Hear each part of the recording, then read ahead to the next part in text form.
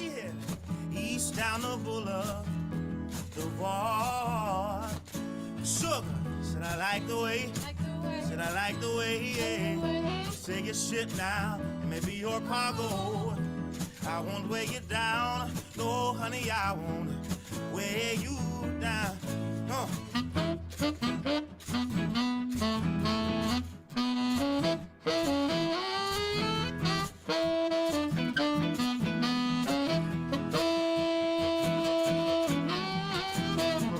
I don't really know her destination, but I got a feeling I need to be her passenger now. Sugar, let me be your passenger. Sugar, said I like the way. Said I like the way. Say your shit now, and maybe your cargo. I won't weigh you down. Hi, everyone. Welcome back to day 3. We're so excited to have you here. This is the final day of Ed3Con 22.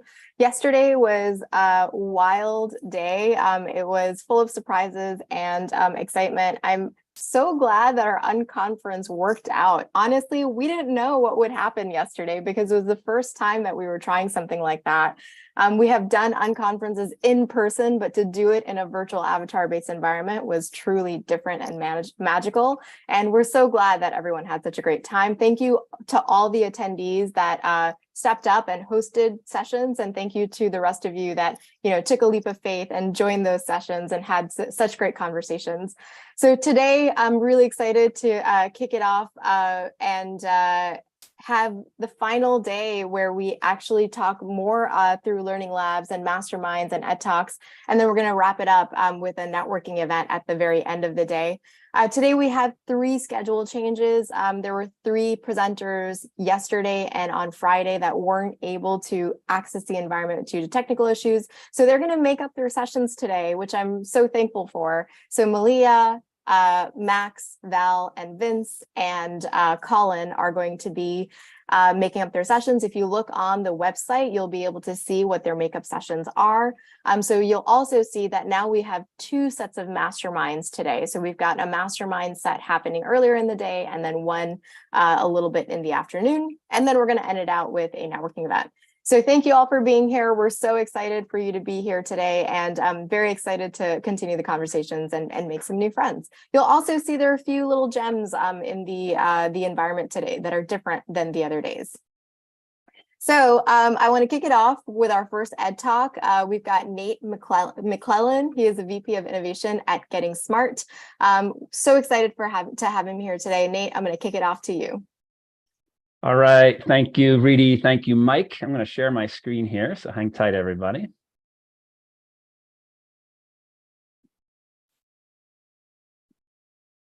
Okay. Thanks, Mike. Well, good morning, everybody. Good afternoon, good evening, wherever you are in the world. Welcome to day 3. For those of you who are on the West Coast of the United States, it's early in the morning on a Sunday morning, so I applaud you for getting up and getting ready to learn today. So, title of my talk today is Solving Big Problems with Learning, Earning, and Living. And so my alternate title really should be something along the lines of what every educator should know to help guide young people into building more sustainable, just, and equitable worlds through Web3. So this is an Ed3 conference. We're thinking about education. I'm an educator. And so I'm going to try to walk you through why we're doing Web3, but also take an educator's lens. A little bit about me. I grew up on a small farm in New England, so place was really important to me. And I'm having this really interesting career think right now about how does place, the physical place, interact with the digital place, say in the metaverse that we're all interacting with in today. So place-based education has been important to me. I've started a technology company and closed it down. I've done a bunch of work in technology and education. I've been a teacher, high school teacher. I've been a principal. I started a small network of schools in rural spaces, so I love rural education. And I think about networks in Web3 as a really important connector of thinking about how do we use Web3 as a grand connector to help more people access better learning overall. I'm the vice president for education or for innovation and strategy at Getting Smart. And Getting Smart is a thought leadership education firm in the United States and also internationally, we think about what's next in education. And then I'm a part of a family. So I'm married and have 2 kids, and I live out in Northwest Wyoming. So that's the context for today. So I also am a believer in experiential education. So I have been thinking about Web3 quite a bit and trying to understand where Web3 intersects with education. So my experience in Web3 is not significant, but I'm also a consummate learner. So I am part of the Ed3 DAO. So here's my NFT on the left here. I have 2 wallets, Binance and a MetaMask wallet. Binance, I have a small amount of Ethereum, which I just switched over from Bitcoin after the merge to think about climate change and energy use. I communicate on Discord, like many of you communicate on Discord. I've hosted a staff meeting for Getting Smart on spatial, so in a metaverse environment. And I've also done a bit of learning on Web3 and stored some things that I've learned on my wallet. So I'm not an expert, but I also am playing in the space and really trying to be hands-on and learn quite a bit. So I'm a Web3 learner, and as educators, we play a critical role in the direction of Web3. If we think about the next generation, we've heard at this conference over and over again, is that young people are really eager to jump into the space. However, if they jump into the space and they're simply driving for sort of profit motives or boom and bust or simply gaming environments and not thinking about the common good, then we as educators have not done our job in really shifting the role of what Web3 can do in the world.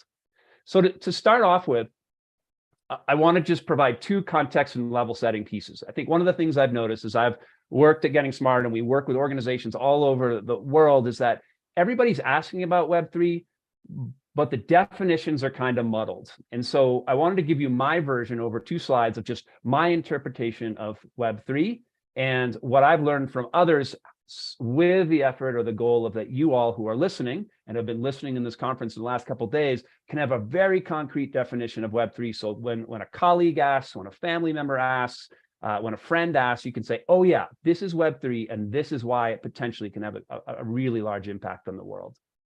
So when we think about Web3, the first thing I always talk about is the transition. So transition from Web 1, which was the original internet, the information economy. So how do you put things up onto something that can be accessible all across the world and read them? So that was the first iteration. Second iteration was Web 2. So we are not only reading, but we can write, we can create in the system. So we call that the platform economy. And that's what we're in right now. There's companies all over the world that host things, and we actually go in and we can read things on there and we can create things. And that causes all sorts of really interesting positive pieces around access and communication and global interaction, and some real challenges because we really don't own our data at all. And then now moving into this Web3 environment, this ownership economy. And we think about that as reading, not only reading something online, but writing and creating something online. And finally, for the first time, we actually can own things online. We can own digital content online. And we do that through the chain, through the Web3 model. So the 3 pieces, the second piece, so if we talk about this transition from Web 1, Web 2 to Web 3, the second piece is the 3 descriptors that we like to use. So permissionless, self-sovereign, and decentralized. So with permissionless, the way that I think about it is that all of us log on daily to the internet, and you might say you log on to your Gmail and you type in your password, you just log on because it's memorized and or remembered by your computer, and you go on, and that's owned and stored in the Google platform. Same thing for, say, Facebook or Instagram or any of the platforms we use online. So you're getting permission from those organizations and businesses to go use the system.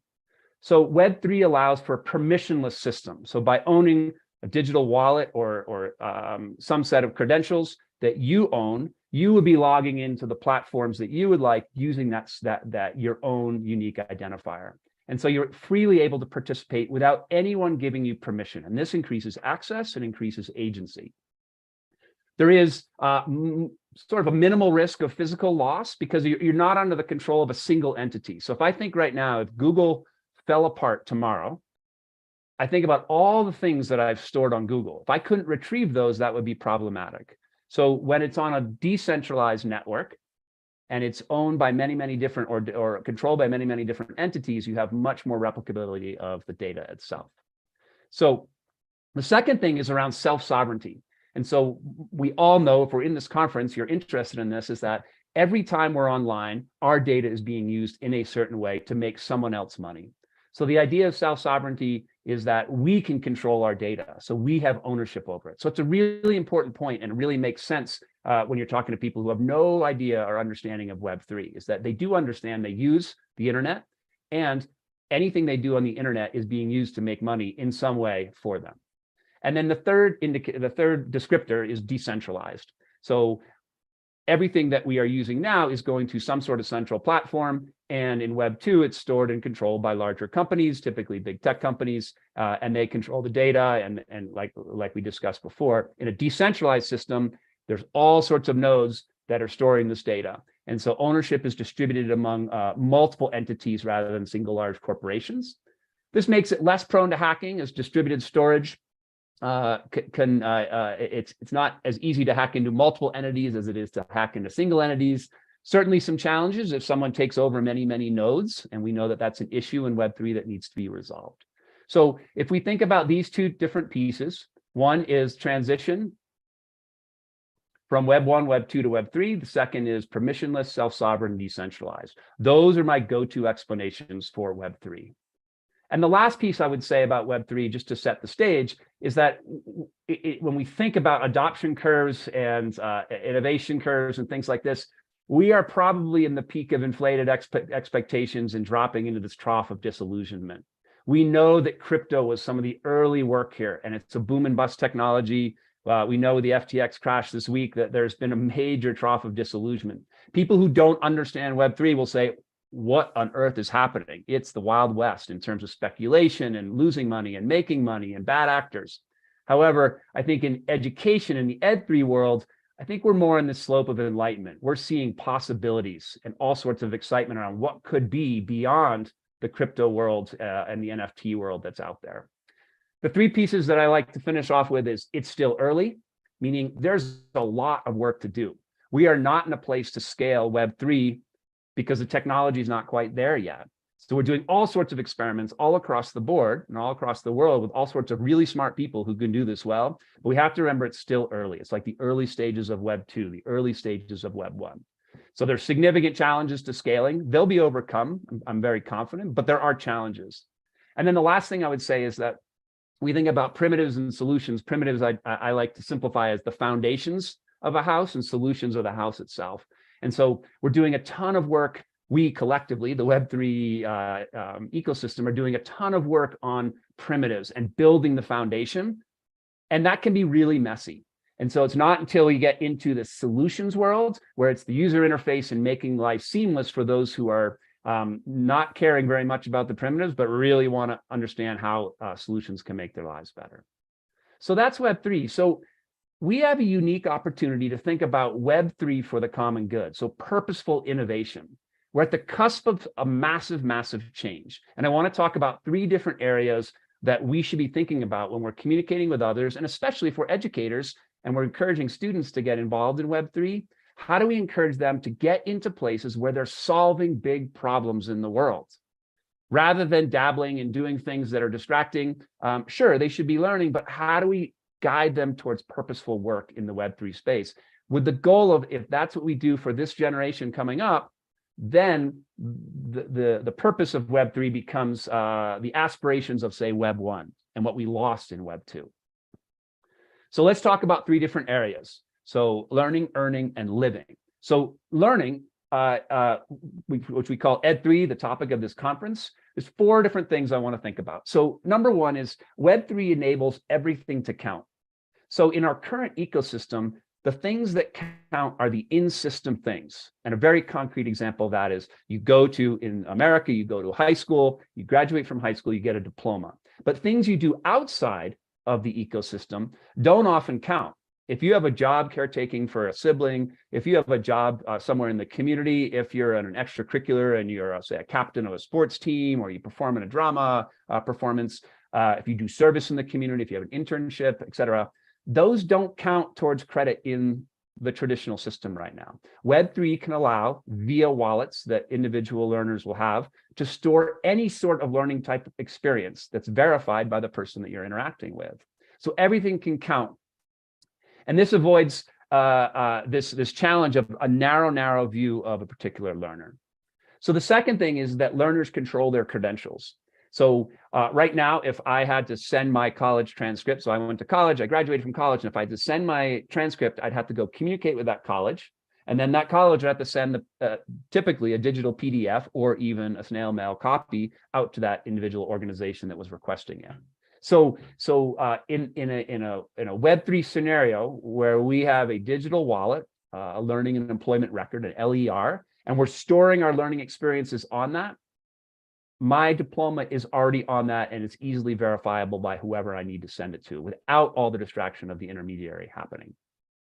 The third thing is that demonstrated learning connects to the higher ed or workplace hiring. So when we think about what's stored on that learner learning and employment record, the things there can be matched.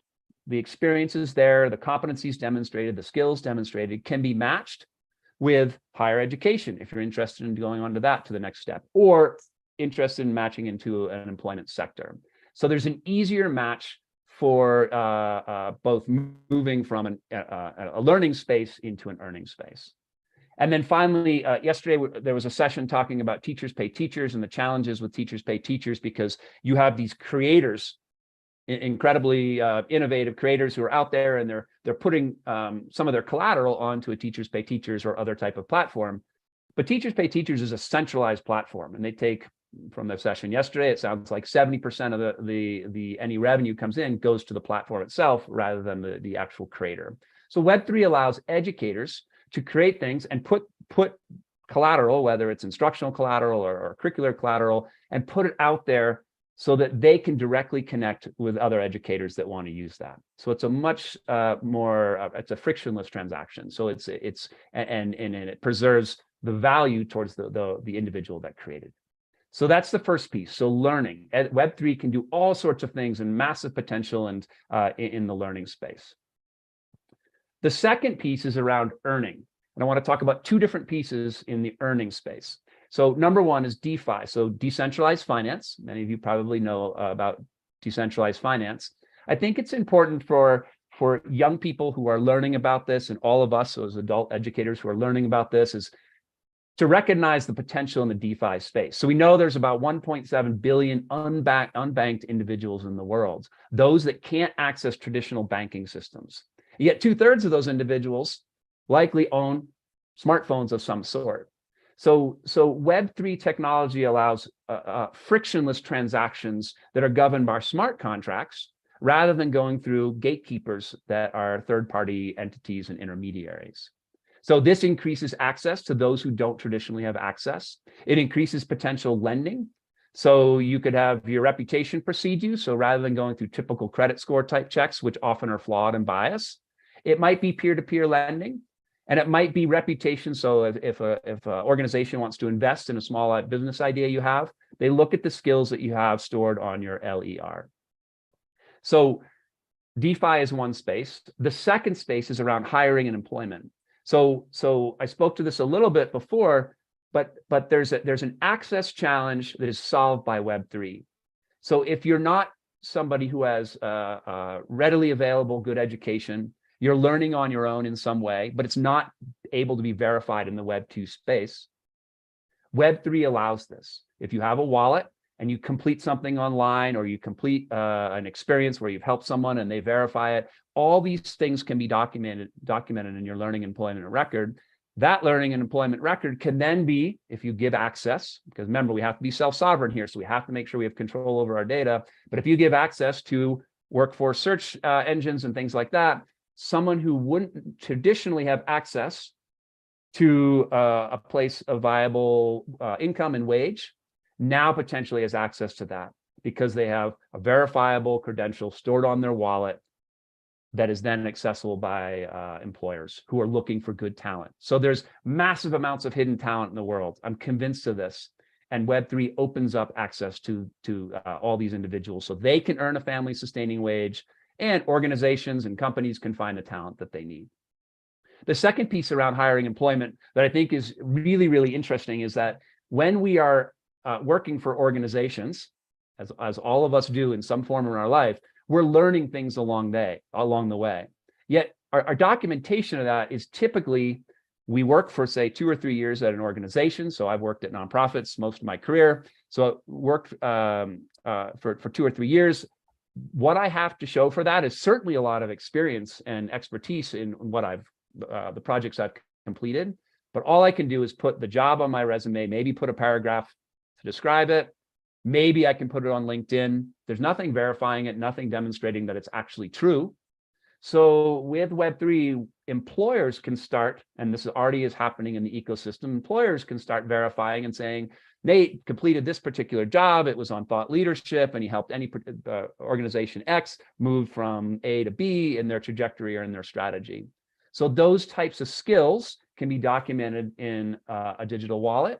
And so instead of my employment being just 3 years and one statement, it becomes a series of skills and competencies that I've achieved over time. So we're able to document this work.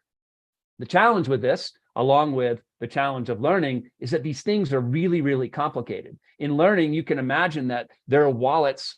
I have 2 wallets, so you're going to have many, many wallets in our lives. Those need to be interoperable together.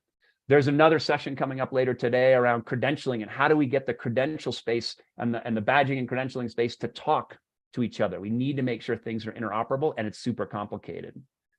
In the DeFi space, it's unregulated. By nature, it's unregulated. It's decentralized. And so this can cause challenges with dark money and untraceable money and less accountability for bad actors in the universe. And so Web3 has to solve for that. And the next generation coming up, our generation, the next generation, has to think clearly and deeply about the challenges of Web2 and the potential for bad actors in the world. How do we solve for that in Web3 to make sure that we write in smart contracts in agreements and interactions between individuals on decentralized networks, that we have the appropriate level of clarity and transparency.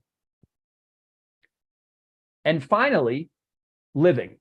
So I want to talk about 3 different areas in living. So we have governance, we have arts, and we have media.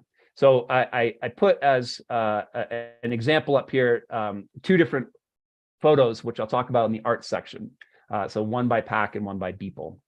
So let's talk about governance first. So you've heard from Reedy and Mike talk about EdDAO. So part of the organization that's the organization that's hosting this particular conference.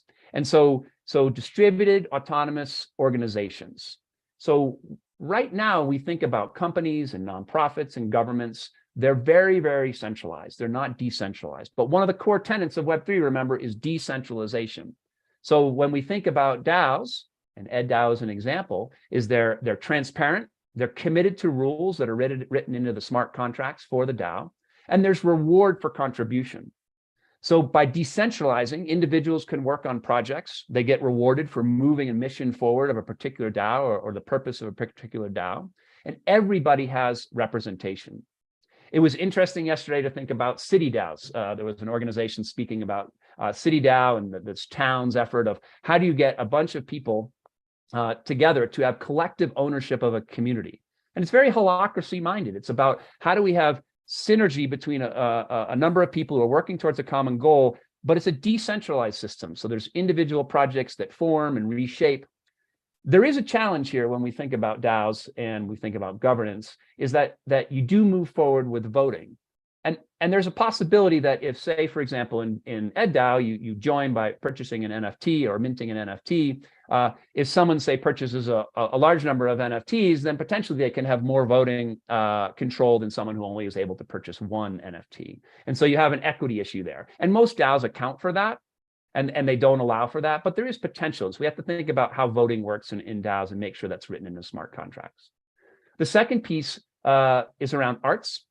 And so the 2 pictures here, so one is the merge, and this is by PAC. It was bought for $91.8 million. It is a digital piece of art bought by almost 30,000 people collectively. And the one below is every day. It was people doing 5,000 pictures over 5,000 days, sold for $69 million to one individual. This is digital art. This is art that people have created, and they're selling, and it lives in the pixel world. And so the challenge is that this is super speculative. It's pyramid-like, and NFTs are being sold and bought and sold, and we're noticing and wondering how long will that go on. The power is that individuals artists can own digital assets for the first time. And the last one's around censorship, is around media, is that a Web3 media world has the power of no central moderation, no censorship. So oppressive governments censor their media. Web3 won't allow for that. However, it could also promote destructive behavior. So a good example of this right now is most of us have heard of Mastodon, sort of a Twitter-like alternative. Mastodon's built on Web3. It has a set of algorithms. There's no central moderation. It's like a collection of Twitters that are all connected together with individual moderation rather than centralized moderation. So no censorship, 100% public, everything's transparent, including the code. Challenge is, like always, we can still have trolls and abuse. So big picture challenges. So we have to be aware that while it is a decentralized system, Web3 is that it's still centralizing power. So individuals, like all of us at this conference, have access to things that allow us to join, whether that's time, whether that's technology, whether that's resources. We're able to play in this space. And we have to really acknowledge that it is still a centralized power system, even if it's a decentralized network. And how do we make sure that we decentralize power as well as decentralize the architecture for the system? The second thing to recognize is that there's still Web 2 giants in the space, and they're moving faster and faster in the space. And so by Web 2 giants, Meta's metaverse, Instagram is really moving in the NFT space. Alphabet is thinking about their augmented reality platforms built on Web 3. All of the large tech companies are thinking about how they can play in that space. And the bottom line for that, it's not going to be a common good motive. It's going to be a profit motive. And so as we build in Web 3 space, we want to think about the common good motive dominating the profit motive. And then the last two, fake social good, is that there's a lot of arguments around how do we, Web3 is all for social good, and yet sometimes it's sort of greenwashing in the modern terminology. And so an example would be the World Wildlife Federation UK. They had the tokens for nature built on Web3. They're super excited about it, raising money for good, but incredibly energy intensive and really contrary to the mission of the organization. And going on the back of that with energy consumption. So the Ethereum merge was super helpful in moving from moving to proof of stake rather than proof of work. So it reduced energy consumption and it's 99% more efficient. But we do have to recognize that climate change is real and that all this work in Web3 does take a lot of energy. So how do we focus people's enthusiasm, interest on making sure that these algorithms are as efficient as possible? And finally, I want to just read this quote: "The permanence of our public change can unintentionally diminish freedom for disenfranchised communities by publicizing the very traits used to discriminate against them." So if all of our experiences and our identities are stored on the chain, then we have an opportunity, or those individuals could be discriminated against. So build for and with the most marginalized, focus on transparency, solve real challenges. And just channeling Scott Meyer here, an Ed3 enthusiast and expert, is that we need to move from bits, the zeros and ones that make up Web3, into atoms, real world change. And my last piece is learn and do something. Experiment, dabble, try. So if you listen in this conference and you're an educator just curious and wondering what's happening, go out there, find yourself a wallet, take a course, try something. There's a lot of places to learn and understand. So our future is uncertain, it's complex, it's interdependent, we know this. Web3 designed well can help humanity tackle big global challenges. We need to guide our generation and future generations to build Web3 to focus on the common good. So thank you. If you have an opportunity right now before we close up, finish this sentence. If you have your smartphone, quote, "Web3 is blank." What's your easiest explanation of Web3, and how can you put that out in the universe? Either on Mastodon or Twitter or on any other social media, comma, it can make the world better by what? How can we have a pervasive, consistent message that Web3 is a tool for good rather than a tool for profit? If you can put that sentence out there and share anywhere in your universe, if you're on Twitter, tag @McClellan, that's me, or @Ed3DAO, the Ed3DAO that's sponsoring. If you need to reach out to me, I'm @McClellan, nate@gettingsmart.com, or check us out at gettingsmart.com. Thanks, everybody. Enjoy day 3. Amazing. Thank you so much, Nate. That was super fascinating. I really like the sort of very tangible and practical ways to think about Web3.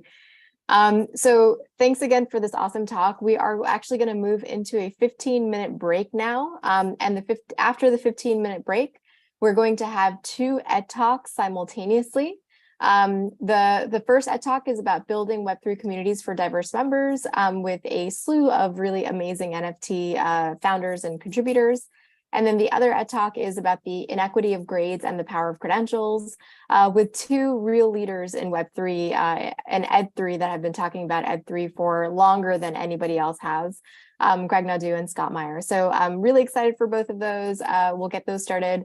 Nate, thank you again for being here. Thank you so much for giving us your time. And it was an awesome talk, and we'll see you. Oh, there you are. Awesome. Do you want to say a few words before you depart?